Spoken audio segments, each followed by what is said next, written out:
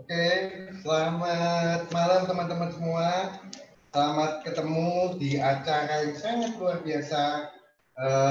Malam hari ini saya mengundang seseorang yang sangat luar biasa. Tapi sebelum saya mulai, sebelum mengundang orang yang sangat luar biasa, boleh tidak bagi Bapak Ibu yang ada di Facebook Live, kasih dong komennya, terus like-nya, terus kalau mau berkenan bagi share sebanyak mungkin, karena malam hari ini kita akan mendengarkan sebuah sharing yang sangat luar biasa. Dari judulnya aja kelihatan kan, dari shopper to giver. Jadi saya mengenal beliau ini sudah hampir 14 tahun. Beliau sangat luar biasa. Saya melihat perubahannya sangat 180 derajat. Dari seorang wanita yang dulunya sukanya belanja, hidupnya hanya untuk dirinya sendiri, tapi hari ini beliau adalah salah satu yang menginspirasi karena misi yang sangat luar biasa di Indonesia Timur, mengangkat kehidupan di Indonesia Timur melalui sebuah komunitas yang sangat luar biasa. Komunitas ini juga saya ikuti, yang namanya Freedom Freight Global, FFG. Orang juga banyak mengenalnya sebagai FFG. Oke, tanpa panjang kata, saya perkenalkan ya, saya lupa. Walaupun sudah terkenal sih nama saya. Perkenalkan, nama saya Ludwig. Saya akan mengundang orang yang sangat luar biasa. Sebelumnya jangan lupa like, share. Ya, oke. Saya akan mengundang orang yang sangat luar biasa, Ibu Baby. Ibu Baby, selamat malam. Selamat malam, Abang. Apa kabar? Baik-baik, Abang. Siap ya? Siap nggak sharing ini? Siap. Namanya sudah menginspirasi banyak orang, pastilah hari ini nggak usah direct. Kenapa? Karena sharing ini pasti akan membantu banyak orang. Betul? Ya. Betul. Judulnya kita tahu ya, shopper menjadi giver. Berubah, kita lihat ya, berubah drastis karena lingkungan. Wah, kata-katanya ini betul-betul menginspirasi. Semoga hari ini, amin ya, orang-orang yang mendengarkan bisa mendapatkan manfaat sangat luar biasa. Ya, oke Beb. Oh ya, jangan kaget ya kalau Bu Baby manggil bang sama saya, bukan berarti saya abang tukang bakso ya. Bang, panggilan sayangnya Bu Baby ke saya, karena dari 14 tahun yang lalu Bu Baby biasa manggil aku. Ya. Oke, simple ya. Beb, kata-kata pertama adalah shopper. Boleh nggak cerita dulunya waktu kamu belum mengenal FFG, pertama kali mengenal aku ya di komunitas FFG ini, gimana gaya hidupmu? Kalau mau share, kalau bisa sharing. Pertama-pertama ya sebelum kenal Abang ya, juga ini FFG ya, karena Abang dan Bu Iin yang mengenalkan saya untuk masuk di FFG. Saya sehari-hari itu biasanya sukanya ke mall ya, juga sehari-hari fitness. Jadi dari pagi sampai malam fitnessnya itu pagi berangkat fitness, setelah itu mandi-mandi di fitness karena fitnessnya memang di mall, di Galaxy Mall. Nah kemudian sama teman-teman makan, ngopi gitu. Kadang-kadang sampai sore. Jadi juga lanjut belanja. Apalagi kalau lagi pas ada musim-musim sale, nggak ketinggalan ya. Dari mall, bahkan dari satu mall ke mall yang lain ya. Itu gitu. Sore juga sama. Kadang pulang tuh cuma sebentar, siang gitu pulang, lihat di rumah. Kemudian kita jalan lagi. Sore juga kadang-kadang fitness lagi. Setelah fitness ngopi baru pulang. Jadi pada saat suami sampai di rumah, saya juga sudah di rumah, udah pulang. Seperti itu. Jadi dari hari ke hari itu saya fitness terus. Senang ke Sudah punya anak, Beb, waktu itu? Ya, Bang. Sudah punya anak? Ya, waktu itu ada masih satu. Lah kok bisa bebas gitu keluyuran ke mall, dari mall ke mall, fitness itu kelompoknya seperti apa kumpulannya waktu itu? Ya, karena di rumah saya ada mama ya, mama saya tinggal di rumah saya. Kemudian ada baby sister, ada dua pembantu. Jadi saya merasa nyaman gitu loh. Anak-anak udah ada yang ngurus, sama suster juga ada mama saya yang lihat-liatin. Kadang cuma di rumah telepon aja, mereka baik-baik saja ya udah. Sampai juga acaranya di fitness itu saya ikuti gitu loh. Ada acara apa misalnya apa fat burning contest, ya ikut-ikut aja gitu.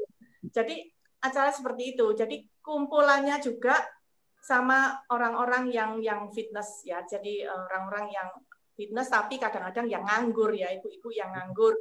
Malah sampai terbentuk satu kumpulan, saya ikut satu arisannya mereka gitu loh. Nah, kalau sudah arisannya mereka ya otomatis kadang-kadang ada pergi setelah fitness, kemudian yuk kita ke karaoke ya, nyanyi-nyanyi lah. Seperti itu. Jadi sehari-harinya seperti itu. Tapi saya juga merasakan ada sesuatu yang gimana ya, kayaknya kita itu buang waktu itu waste time gitu loh. Percuma gitu loh. Tapi saya nggak ngerasa karena memang sudah lingkungannya yang membuat saya seperti itu. Lingkungan yang boleh dibilang apa ya, terus mengeluarkan duit toh gitu. Shopping, ngopi, mall, ke karaoke, seperti itu. Belum lagi kalau ada acara malam, ada ulang tahunnya teman, mereka dirayakan dan saya datang gitu loh. Nah, waktu zaman itu penampilannya apa? Karena aku kenal kamu, penampilan yang lama sama penampilan yang sekarang, menurut aku sih jauh berbeda. Tapi yang lihat Facebook Live ini kan belum tentu tahu penampilanmu. Coba gambarkan mungkin foto, aku tahu ya foto sudah kamu hapusi semua, kamu buang karena itu kenangan tidak bagus. Tapi boleh tidak cerita penampilanmu waktu dulu itu seperti apa? Ya, otomatis penampilan ya ngikutin stylenya mereka ya. Jadi ngikutin stylenya mereka artinya apa? Penampilan karena kita merasa bahwa badan kita bagus waktu itu, nggak ada lemak memang ya. Lemak kelebihan di sini kita hilangin gitu di fitness. Jadi merasa badannya tuh oke, bagus. Makanya penampilannya kayaknya orang pakai baju kekurangan kain. pakai tank top, pakai jeans yang minim gitu, yang juga sobek-sobek seperti itu. Terus rambut saya ya saya warna-warna nggak seperti ini, bukan cuma warna saja ya, waktu itu sempat saya cat gitu loh, ada highlight itu di rambut saya banyak sekali. Waktu lihat foto yang seperti itu, setelah saya di FD saya malu loh, kok seperti ini ya saya. Jadi seperti itu. Ngikutin lingkungan saya gitu loh. Ngikutin mereka. Secara otomatis nggak kerasa. Kita sendiri sebetulnya kadang nggak kerasa. Loh, masa kamu pergi gitu suami nggak tanya? Kalau kamu pergi pakai tank top, baju seksi-seksi itu masa suami nggak tahu, nggak tanya? Kan suami kerja kalau pagi. Pagi sampai sore ya ke kantor. Nah, kadang kalau memang ada dia, biasanya itu saya pergi pakai jaket. Saya bawa mobil sendiri. Ya. Sampai setelah turun, kalau turun saya lepas. Oh, jadi suami nggak tahu ya? Nggak tahu. Nggak pernah protes? Pernah sih, pernah protes masalah ini, apa namanya, dandanan ya, masalah rambut sama dandanan make up gitu ya. Jadi sangat protes. Kok rambutnya kayak gitu, itemin katanya, rambutnya kayak orang di diskotik katanya suamiku. Ya, jadi ya itu dulu ya Beb ya. Dulu kamu penampilannya rambut dicat, aku sempat lihat lah rambutmu dicat, baju kaos tank topmu ya, tank top ya namanya. Kaos tank topmu aku sempat lihat masih di awal-awal. Apa terus yang sesuatu apa yang bisa merubah? Karena pasti FFG-nya pasti merubah seseorang, tapi apa yang membuat kamu mengambil keputusan dari seorang yang rambutnya dicat kan? Warna-warni, terus baju tank top, baju seksi-seksi, bakar lemak kiri, bakar lemak kanan, itu sampai kamu bisa memutuskan mengalami perubahan seperti kalau aku bilang 12 tahun terakhir ini perubahannya sangat luar biasa. Apa yang melandasi perubahan itu? gini ya awalnya juga nggak secara sengaja, tapi saya tahu ya bahwa lingkungan yang seperti itu, meskipun apa namanya hanya fitness ke karaoke, itu memang di kelompok yang kita punya ya ibu-ibu ya, cewek-cewek yang masih muda-muda ya, mamut-mamut ya. Nah itu kan saya sekarang bisa ngomong bahwa itu adalah satu lingkungan yang negatif. Malah kadang-kadang kalau misalnya ada si A yang cerita ini lagi tengkar sama suami, mereka ada yang kadang-kadang ada yang nyeletuk ngajarin gitu loh. Cari aja yang baru gitu kan, nggak tahu suami gitu. Nah ngajarinya tuh juga negatif, nujunya juga ke nggak benar gitu loh. Nah itu saya nggak ngerasa sih waktu itu ya. Tiba-tiba aja anak saya ya, Xiong yang sekarang lagi di Singapura, itu diundang sama Bu Iin sama Pak Lut itu home meeting di rumahnya di Araya. Nah waktu itu saya nggak cuman izinkan aja dia pergi gitu. Terus sampai di rumah itu CD-nya Pak Onggi terus diputar di kamar. Terus dia banyak cerita ngomong meskipun saya nggak mendengarkan. Dia tahu saya nggak mendengarkan apa yang di Bu Iin, yang di WLT-nya Bu Iin, di home meeting-nya Bu Iin itu diceritakan ke saya. Terus dia juga ngomong, Mama harusnya ikut komunitas ini positif, bagus. Saya nggak dengarkan. Malah saya mikir bahwa apa ya nasihatnya anak, kok kamu tahu aja masih muda, Mama yang lebih banyak makan garam kan gitu. Nah, itu.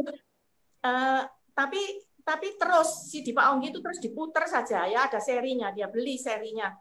Dia tidur, laptop tetap nyala, masih diputer, dan saya yang mendengarkan. Waktu kalau ada anaknya, saya juga ada gengsinya ya, saya nggak dengarkan. Tapi pada saat dia tertidur, laptop masih nyala dan Pak Onggi masih bicara di situ. Oh, namanya sih terus diputer. Sampai saya kadang ngomel juga, kok nggak dimatikan CD. Terus Siungnya bilang, ya biarin mah, aku mau denger kok. Loh kamu tidur, nggak apa-apa. Nah akhirnya saya yang mendengarkan. Pada saat saya mendengarkan, kadang-kadang saya pikir lagi, oh iya ya, oh betul ya omongannya. Tentang passive income, tentang FFG, akhirnya saya mulai tertarik. Kemudian saya datang ke Araya, home meeting, sama Xiong. Waktu itu Bu Iin yang present, sama Abang. Saya mendengarkan waktu di home meeting, memang yang diceritakan masalah produk. Tapi kalau yang wealthy sell, loh, yang diceritakan kok nggak ada produk sama sekali. Kok masalah mengenai pengembangan diri, pengembangan tentang people skill. Waduh, saya tambah tertarik gitu. Kemudian saya juga mulai ngikutin acara-acara FFG, wealthy show, wealthy sell seperti itu.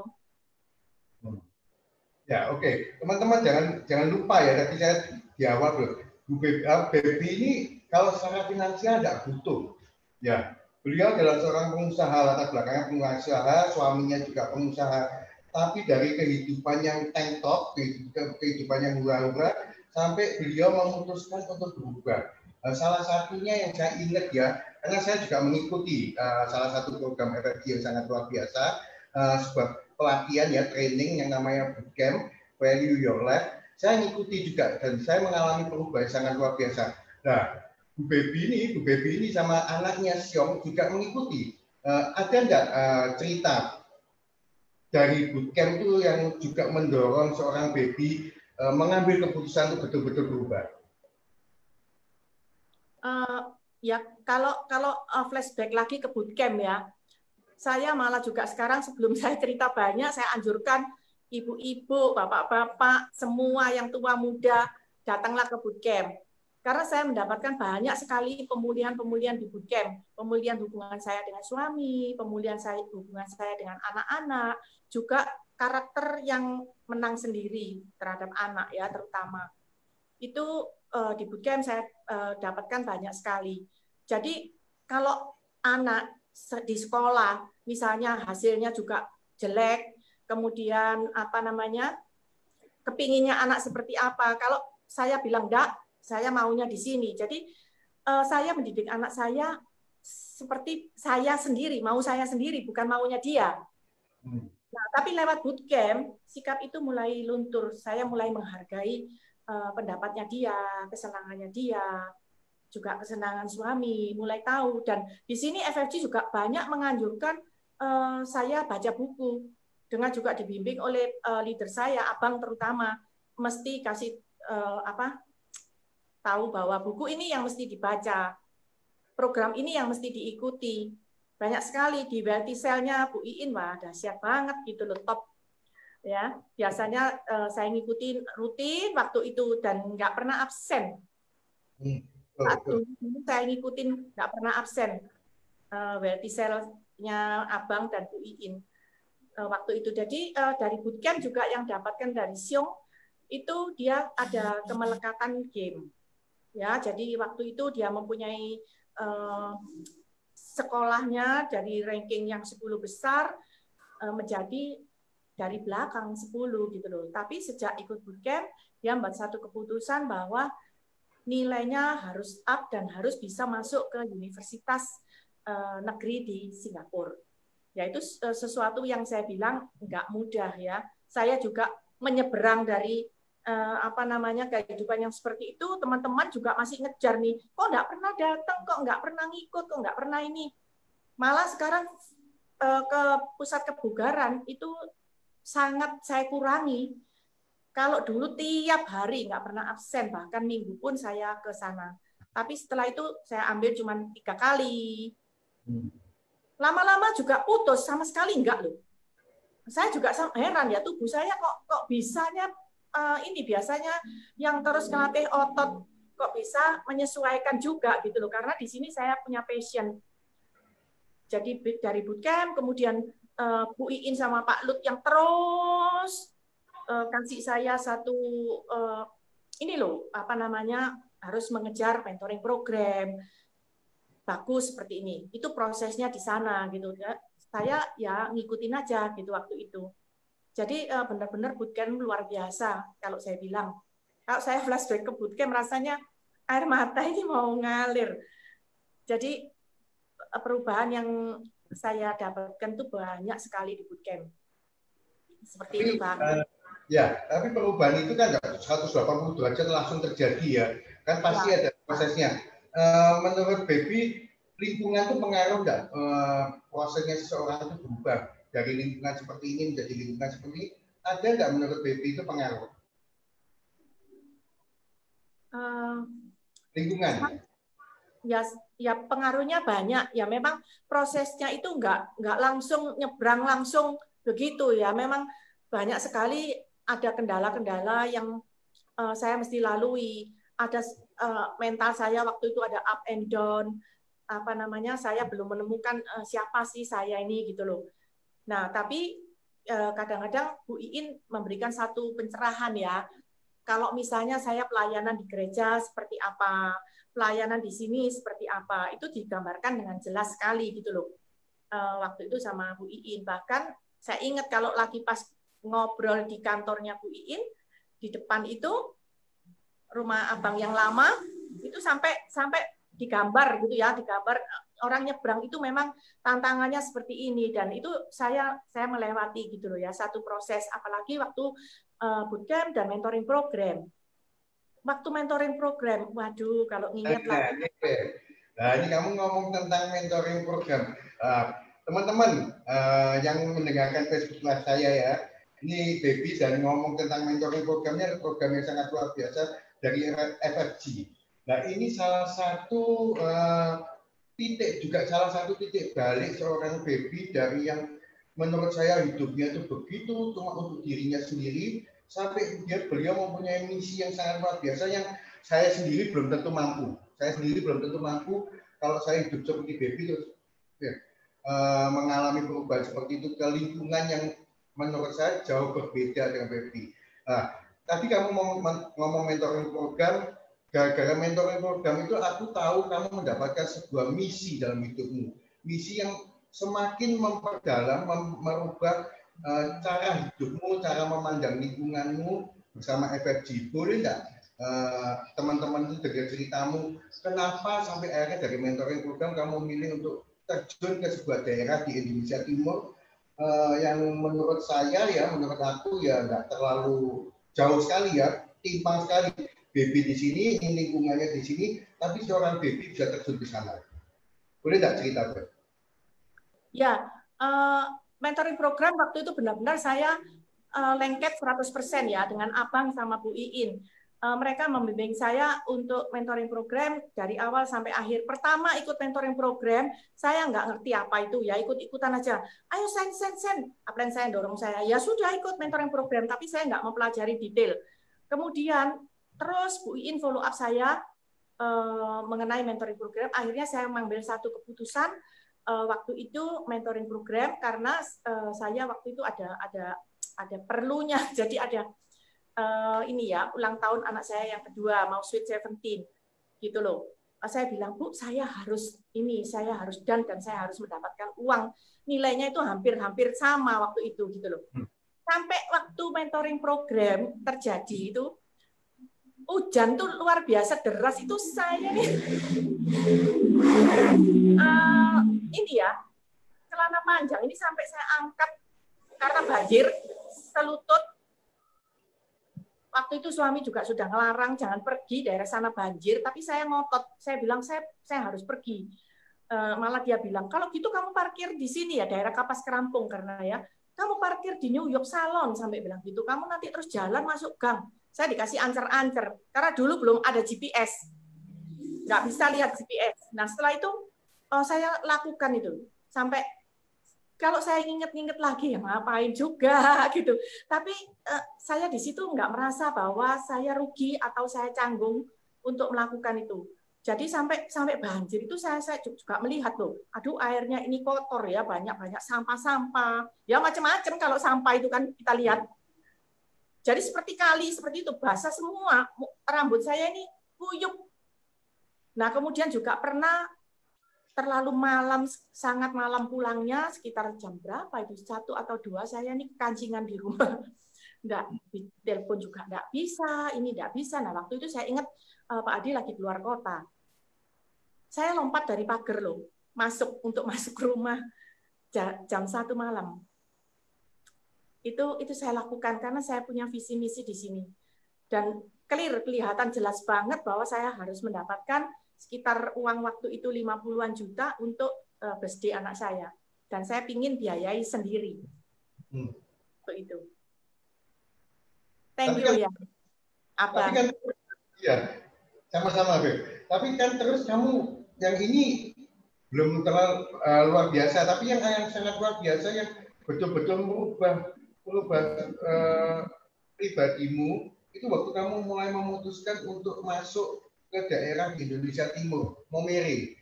Oh ya. Kamu mulai terjun ke sana, ceritanya itu lebih kalau aku bilang mencengangkan itu ya. Bagaimana seorang baby yang sepatunya hak tinggi, bajunya selalu mewah-mewah, sampai mau terjun ke Indonesia Timur di Momere. Bisa cerita? Ya, thanks God juga ya. Bu Iin terus menggelitik saya, upline saya nggak berhenti, meskipun saya bilang saya sudah nggak mampu, tapi mereka berdua ya Abang dan Bu Iin terus kasih tahu saya bahwa ini termasuk juga salah satu Bill People, pelayanan kita terhadap orang lain, menyukseskan orang lain. Makanya saya juga harus membimbing orang, harus kan paling waktu itu singkatnya gini, orang lain harus mentor, harus juga mendapatkan uang seperti yang saya dapat. Pikiran simpel seperti itu. Kemudian saya membimbing satu ibu di Maumere. Saya waktu itu dapatnya juga dari gereja, demo di belakangnya gereja waktu itu. Kemudian produk ini dibawalah ke sana. Kemudian mereka juga saya bimbing persis seperti yang Bu Iin ngomong, harus ikut mentoring program. Nah, itu mulai pada saat-saat detik-detik terakhir sudah waktunya mau dan ini si leader ini kayaknya sudah mau give up. Nah, saya harus bilang seperti upline saya, jadi duplikasi. Jangan give up. Ayo saya ke sana, saya bantu kamu. Wah, mulai semangat lagi. Saya waktu itu nggak mikir loh, mau Mere itu di ujung mana. Saya mikirnya malah di Merauke. Kemudian dia yang kasih tahu, nanti ibu saya jemput, naiknya pesawat ini, turun di Kupang, nanti transit lagi naik pesawat ini. Jadi waktu itu nggak ada bayangan sama sekali kota itu seperti apa, keadaannya seperti apa. Jadi saya nekat aja waktu itu untuk supaya leader saya segera mentor. Saya berangkat sendirian waktu itu. Nah, waktu ke sana, wah, luar biasa. Saya nggak bayangkan kota kecil yang saya bayangkan itu paling tidak kan seperti misalnya Pandaan ya, dulu kota asal saya di sana. Seperti itu, masih ramai karena kalau malam. Wah, di sana tuh jam 7 sudah gelap semua. Nggak ada toko-toko buka, adanya apa? Orang-orang yang masih muda-mudi yang mabuk. Jadi mereka katanya minum moke, mabuk-mabukan di jalan, trek-trekan seperti itu keadaan di sana. Makanya waktu itu saya nggak tahu leader saya pas ini ya mentoring program jam 7 udah di rumah. Setiap jam setengah 7 udah di rumah. Saya malah dengan teguran keras gitu loh. Loh kalau kamu jam 7 udah standby di rumah, ya mentoring program nggak bisa jalan, saya bilang gitu. Nah, itu tapi keadaannya seperti itu ternyata gitu. Dan saya membantu mereka. Saya tidur di rumah yang sangat sederhana sekali menurut saya ya, tapi bukan mengecilkan ya. Saya maaf ya kalau leader saya ini lagi mendengar juga. Yang menurut ukuran saya itu kecil ya, rumahnya atapnya bukan dari ceiling yang seperti di kota-kota, mereka pakai bambu. Kemudian waktu mandi itu airnya itu di bawah itu air sumur yang ada endapan. Jadi air di bawah itu kalau kita ambil gayung, tanahnya ikut naik ya. Saya kepikir waktu mandi itu takut kalau ada cacingnya enggak ya. Yang jelas pasti tidak ada AC ya. Jadi enggak ada AC. AC pakai AC alam. Dan Maumere udaranya luar biasa dahsyat, lebih panas dari Surabaya. Seperti itu. Tapi saya enjoy aja. Saya menikmati aja. Senang banget. Di sana dampingi timnya pakai apa? Naik mobil atau apa? Waktu itu masih naik sepeda motor. Jadi malam gitu kita pergi. Malam memang nggak ada toko sama sekali buka, nggak ada. Waktu itu saya memutuskan, yuk kalau gitu ada aja gitu loh jalan ya. Tuhan tuh kasih apa namanya jalan tuh yang luar biasa juga. Saya sebetulnya juga takut ya lihat malam-malam mereka sudah orang-orang aslinya di sana bilang, Bu, malam-malam gini sebetulnya jangan keluar. Nanti kalau mereka mabuk bisa pukul ibu. Tapi saya nggak ada ketakutan sama sekali. Saya bilang, pokoknya harus harus selesai. Nggak perlu takut. Karena ini terus terang juga ada ini ya, sangunya abang juga untuk saya. Kalau kita berbuat baik, Tuhan pasti akan lindungi. Pasti ada di belakang kita. Saya bilang gitu, kalau kamu tujuannya baik, Tuhan pasti ikut lindungi. Jadi waktu itu saya prospek di rumah sakit. Sampai juga diusir sama satpam. Akhirnya kita juga nggak di rumah sakitnya, di luarnya begitu, di pos satpamnya, malah satpamnya kita kasih melihat juga peluang yang bagus gitu. Sampai seperti itu. Jadi di rumah sakit, jalan aja di orang-orang yang kita temui, bahkan kadang-kadang orang mabuk, kita nggak tahu. Karena di sana nggak ada mall, jadi nggak mungkin ketemu orang di mall kan. Nggak ada mall. Toko tutup. Jam 7 sudah tutup. Dan juga naik sepeda motor kalau siang panasnya luar biasa, sampai kadang istirahat makan itu sekitar jam 2 jam 3 itu, wah kita usap muka begini, wah sudah hitam debu. Dahsyat ya. Enjoy. Nah, ini juga saya mikir gini loh, ini sekali loh seumur hidup saya mengalami seperti ini. Luar biasa. Pertama kali, bukan sekali, pertama kali kan? Pertama kali kamu keluar dari zonamu yang nyaman, enak, sampai kamu berani mempunyai misi untuk mengangkat kehidupan orang di daerah Maumere. Itu kan, Beb? Ya, ini aku tampilkan foto-foto ya. Itu tadi kalau Bu Baby bilang sekali ya, tapi itu yang betul adalah pertama kali, Beb. Setelah itu Baby mengajak beberapa leadernya. Saya tampilkan ya, Baby bisa cerita foto-fotonya apa ini, Beb? Ya, Bang. Ini foto waktu apa nih, Beb? Ya, ini sama-sama Bu Iin, sama Mbak Ati, kita selesai home meeting ya. Weltisel dan home meeting di Maumere. Dahsyat ya. Itu memang hitam-hitam ya orangnya? Kenapa? Memang hitam-hitam gitu ya orangnya? Ya, ibu yang paling putih itu. Nah, itu kamu nggak risih di sana? Dari kalangan yang biasanya terus ketemu sama orang-orang seperti itu, ada nggak perasaan risih? Ya, ya awalnya juga ada ya, awalnya. Tapi waktu di sana saya melihat bahwa sama-sama kita butuh kasih. Itu yang membuat nggak risih akhirnya. Dan juga saya pernah sama ibu loh ke satu rumah sakit di Maumere, rumah sakitnya orang apa namanya gangguan jiwa ya. Kalau saya bilang, saya malah melihat contoh yang luar biasa dari Bu Iin. Saya aja waktu itu belum tega melihat yang orang yang gangguan jiwa yang diambil sama para suster di sana di White Cloud itu ini apa kepalanya itu apa penuh dengan luka borok ya, badannya juga, dan kita masuk di ruangannya dia aja sudah bau. Saya waktu itu nggak mau loh dipeluk, tapi leader saya Bu Iin dahsyat. Mereka Bu Iin peluk dia, saya waktu itu ingat sampai sekarang ingat kalau sebetulnya leader itu memberikan contoh ya yang harus diikuti. Jadi lewat perjalanan gitu kita bisa belajar ya satu kehidupan yang mana orang sangat terbuang, kemudian penuh luka borok di kepala dan tubuh. Bu Iin peluk dia tanpa risih sekalipun. Nggak tahu itu Bu Iin, nanti abang bisa tanya sendiri ya sama Bu Iin kok bisa seperti itu. Foto berikutnya ini apa nih?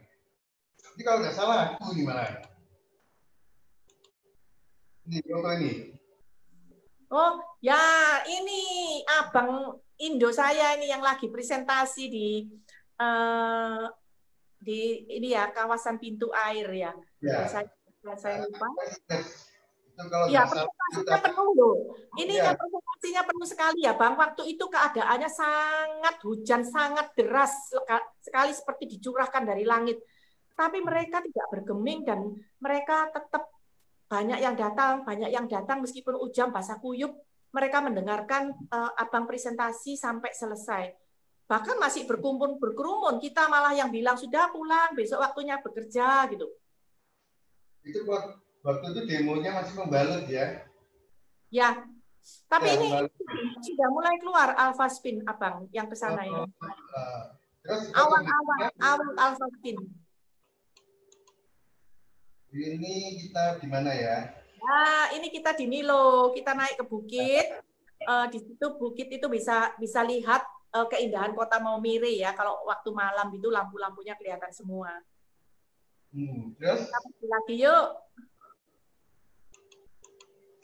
Wah. Nah, ini saya datangnya dengan leader yang dahsyat juga, dengan Bu Ailing. Tadi sama Bu Iin, sama Pak Lut. Sekarang dengan Bu Ailing. Next sama Pak Onggi loh ya, kita ke sini. Betul. Ya, terus yang berikutnya ada lagi enggak? Ada ya. Nah, kita lihat foto-fotonya, aku kembali ingat dulu ya pertama kali di Maumere. Aku betul-betul bisa ngerasain panas ya, bukan main Maumere ya. Menantang sekali ya, harus mandi terus ya. Cuma kalau lihat pengalamanmu, aku sudah waktu pertama kali ke Maumere sudah langsung di hotel, jadi tidak sampai menikmati proses seperti kamu tinggal di rumah salah satu leadermu, mandi seperti itu, kamar mandinya. Hal apa yang membuat sampai seorang baby kalau menurut aku memutuskan berani menjalankan seperti itu di Maumere? Padahal kamu segala hal sudah cukup ya di rumah, segala hal secara finansial, kehidupanmu juga bagus. Apa yang membuat kamu tergerak untuk ada misi di Maumere? Karena kamu selain kamu ingin FFG itu ada di Maumere, tapi pasti kalau nggak ada tergerak dari hati, misi itu dari hatimu, nggak mungkin kamu sampai nekat berangkat sendiri. Ya, Ya Bang, waktu itu gini, nggak tahu ya, hati saya aja yang awal-awal waktu ke sana itu tersentuh banget gitu loh. Sampai juga mikir gini, kenapa Tuhan punya rencana bawa saya ke sana? Kenapa nggak kota yang lain gitu? Tuhan pasti punya maksud. Nah, saya lihat juga banyak sekali di sana itu para frater, para suster, itu juga anak-anak muda di sana itu kehidupannya itu nggak karu-karuan gitu loh. Yang muda-muda, mereka mabuk-mabuk, minum muke.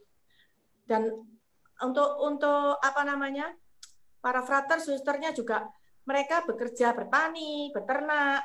Nah, saya melihat di FFG ini banyak sekali finansial yang bisa didapat dari perubahan hidup seseorang. Jadi seperti abang sendiri yang saya lihat ya, dari hutangnya yang segitu menumpuk menjadi miliarder sekarang. Itu saya yang kepingin gitu loh. Kenapa mereka nggak mengerti peluang tentang ini? Jadi saya yang harus membagikan. Itu satu misi saya juga.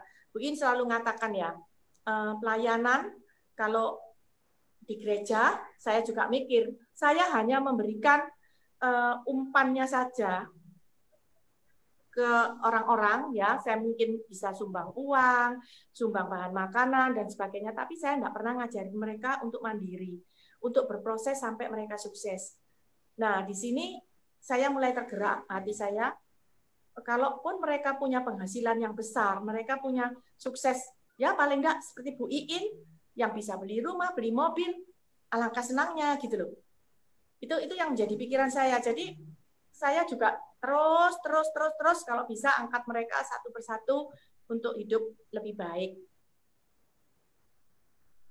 Gampang nggak, Beb, waktu di sana itu prosesnya kamu masuk ke orang-orang sana, ada nggak perasaan tuh berkecamuk ya, namanya lingkungan baru ya, kondisi yang berbeda jauh, ada nggak perasaan kamu merasa miris ya melihat kondisi di sana yang membuat kamu semakin tergerak untuk kembali ke sana?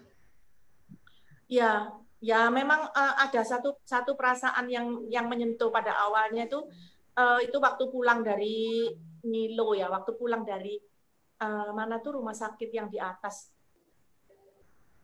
mana ya tuh, lupa saya namanya tuh. Itu saya lihat satu perkampungan gitu ya, satu perkampungan tuh gelap banget. Sampai jalan itu kayak meraba-raba gitu loh. Nggak ada lampu loh di jalan. Keadaannya beda ya sama kota kecil yang di Indonesia ya. Saya lihat ya. Itu di situ saya tersentuh. Saya belum pernah ke satu daerah yang seperti itu. Jadi waktu pertama kita pertemuan, nggak ada hotel, itu belum jadi hotelnya itu Sylvia yang seperti sekarang ada AC. Kita pertemuan di satu gedung gitu, apa namanya, satu gedung itu pun kita pinjam di keuskupan ya, nggak ada AC dengan udara yang panas seperti itu. Saya ingat loh, abang waktu itu sampai menggos-menggos, kepanasan, kehausan, ya kan? Apalagi kalau presentasi sampai berjam-jam seperti itu. Nah, kalau leader-leader saya aja bisa, kenapa saya enggak gitu loh. Nah, maksudku perasaanmu sendiri loh, kenapa sampai kamu tergerak untuk kembali lagi, apa yang kamu lihat dari sana yang membuat kamu ingin kembali terus? Karena kalau sekali dua itu biasa lah seorang yang tergerak, tapi kalau sampai seseorang itu dari kondisi seperti kamu itu bisa tergerak untuk kembali tanpa disuruh, bahkan kadang-kadang tanpa leader lain pun kamu datang sendiri. Apa yang menggerakkan kamu sebenarnya? Ya, ini aja Bang ya, saya hati saya yang bergerak ya. Saya merasakan ada kasih di Maumere juga untuk saya. Ya, orang-orang mereka yang sangat polos, mencintai orang lain dengan lugunya, apa namanya, nggak ini loh, orangnya nggak neko-neko gitu loh ya. Mereka dengan tulus ya. Itu yang membuat saya sampai kembali dan kembali. Saya kangen gitu loh. Apalagi kalau nggak kontak sama mereka, itu saya kangen. Paling nggak meskipun mereka kadang dengan kesibukannya telepon tuh tetap saya telepon, dan sampai sekarang pun ada perasaan itu gitu loh. Ya nggak tahu, menyatu aja gitu ya sama mereka gitu ya. Ada Sampai nggak saya juga ada nggak sekarang itu harapanmu yang begitu besar untuk Kota Maumere, untuk Indonesia Timur lah, bukan Maumere Pak. Ada nggak harapanmu? pasti Bang, saya nggak mundur untuk Apa apa yang membuat kamu nggak mundur? saya mencintai mereka. Sampai seperti apa sih cintanya? Kalau sampai kehidupanmu yang menurut aku sangat mewah, kamu tetap bilang kamu nggak akan mundur, kamu karena mencintai mereka dan kamu pergi kembali, apa yang membuat kamu nggak kurang apa-apa kok? Ya, saya tahu. Ya meskipun waktu itu, waktu saya ke sana itu juga saya maksudnya dengan biaya sendiri yang ini ya, apa namanya, saya tulus gitu loh untuk ke sana. Harapan saya percaya bahwa leader-leader juga akan lahir di Maumere. Saya nggak up untuk Maumere. Seperti Akan apa? Seperti apa sih cintamu ke orang-orang kalangan seperti itu sampai kamu terus mau berjuang untuk mereka? banyak mereka yang juga WhatsApp saya.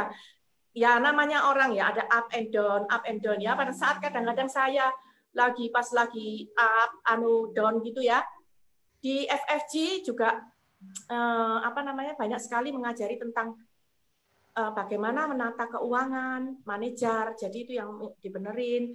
Kemudian apa namanya juga itu makanya yang membuat saya nggak lagi shopping gitu loh.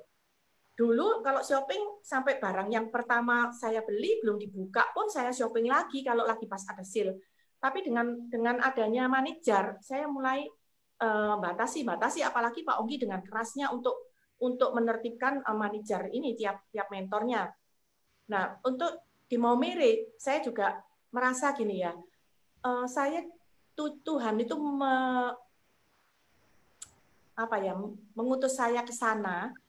Ya, saya dengan nggak tahu apa-apa, mengutus saya ke Maumere pasti punya tujuan.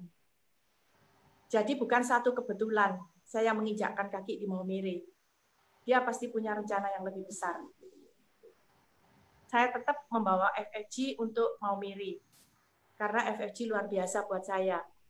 Jadi di sini banyak pengembangan diri yang di-upgrade. Saya percaya bahwa masyarakat Maumere pun kalau masuk di FFG, percaya pengembangan dirinya akan muncul.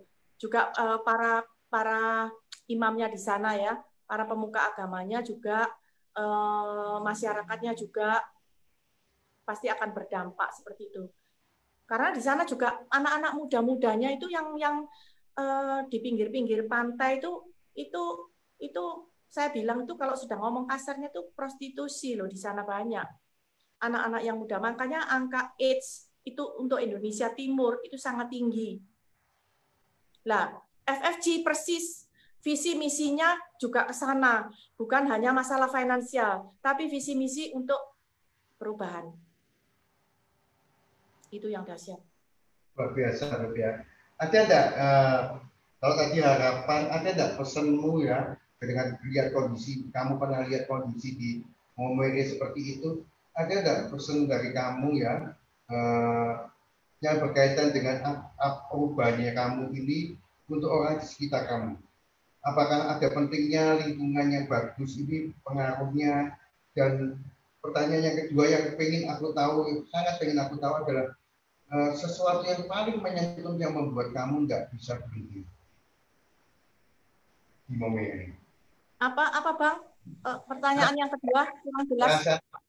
Perasaan apa yang paling menyentuh sampai kamu nggak mau berhenti untuk tetap datang lagi nanti ke Maumere suatu saat? Ya, ya saya cuman pesan kepada teman-teman yang melihat ini ya di Facebook ini, bahwa lingkungan itu sangat pengaruh luar biasa ya. Kita kadang-kadang nggak merasa kalau terseret sudah terlalu jauh. Ya, untung Tuhan masih sayang sama baby. Baby dikembalikan dengan ditemukan oleh orang-orang yang kayak Abang, kayak Bu Iin, Bu Ailing, Pak Onggi, ya, yang menyeret saya. Kalau waktu itu saya terus bergaul dengan mereka, ya nggak tahu keluarga bisa berantakan seperti itu. Tapi karena Tuhan sayang sama saya terus digiring sampai masuk ke satu komunitas yang positif. Nah, dari lingkungan inilah yang sangat penting ya. Jadi kita kalau bisa mengajak orang-orang masuk ke lingkungan yang positif. Juga anak-anak muda ya, kadang-kadang anak-anak muda pasti terpengaruh banget. Karena saya lihat aja dari perubahan saya aja, saya merasa kok kalau lingkungan ini terus saya ikuti, udah pasti nggak ada hari ini. Thank you juga untuk ya leader saya yang nggak bosen-bosen, terus juga membimbing saya. Itu saya harus juga duplikasi gitu loh. Mereka aja nggak bosen kok, meskipun bandelnya saya, tengkuhnya saya, angkuhnya saya, gableknya saya, mereka masih menerima saya dengan apa adanya. Saya juga harus seperti itu, harus menerima mereka dari kebaikan dan kekurangannya di Maumere. Bahkan saya kadang-kadang sampai terharu loh, ada satu leader saya yang sampai ngomong ya, waktu itu dia sudah nggak aktif di sini di FFG waktu itu, tapi kemudian WA saya, kemudian saya terus ting-tong sama dia, saya WA, sampai suatu saat itu dia ngomong seperti ini, Ibu terakhir masih datang ke Maumere lagi, sudah sekian ya, sampai 20 kali lebih ya saya di sana. Dia sampai ngomong seperti ini, saya akan membayar air matamu yang sudah menetes di bumi Maumere. Itu saya terharu banget gitu loh. Maksudnya dan saya pasti akan. Maksudnya bayar air mata maksudnya? Maksudnya bayar air mata itu? Enggak, waktu di Maumere kan berjuangnya sebegitu dahsyatnya ya, dari musim yang sangat panas, kemudian jalannya berdebu. Terus saya aja sama Bu Iin waktu itu naik mobil itu nggak ada remnya loh. Mobil yang sudah lama, yang starterannya di samping ini, mobil apa ya, saya nggak tahu itu. Itu bayangkan setir mobil yang nggak ada rem, dan waktu mau berhenti, waktu ada depan kita ada sepeda motor, kita ini teriak-teriak, Bu Iin teriak, saya teriak.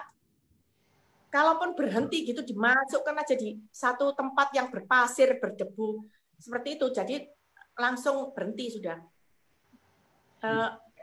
Aku sebabnya setiap kali dengar ceritamu, ya ini bukan yang pertama kali, beberapa kali dengar ceritamu, tidak pernah kamu selalu meneteskan air mata. Aku sampai bingung, kenapa ya sampai seorang baby setiap kali cerita tentang Maumere itu selalu menetes air mata bahagia ya. Aku tahu bukan air mata sedih, air mata bahagia. Apa sih yang membuat kamu sampai harus sampai selalu mengeluarkan air mata setiap kali cerita tentang Maumere? Ya, saya merasa pasti ya bahwa Tuhan ada maunya membawa saya ke sana. Jadi Tuhan akan dampingi saya untuk Maumere, untuk Indonesia Timur. Bukan satu kebetulan ya, tapi ini adalah rencana Tuhan untuk saya. Gitu, Bang. Jadi menurut kamu penting enggak komunitas lingkungan yang bagus, lingkungan yang positif itu dalam hal ini ya, lingkungannya kita berdua ya, Independent Global FFG, penting enggak kita terus bawa, kita sebarkan ke sekitar kita, terutama bagi mungkin lingkungan teman-temannya Baby yang dulu-dulu. Menurut Baby gimana? Ya, sangat penting, Bang. Kita harus terus membagikan ya. Sesuatu yang positif kalau kita berikan kepada orang lain, kenapa enggak? Kalau bisa merubah kehidupan orang lain, kenapa enggak? Harus terus kita sebarkan, karena ini lingkungan yang benar-benar bisa menyelamatkan ya.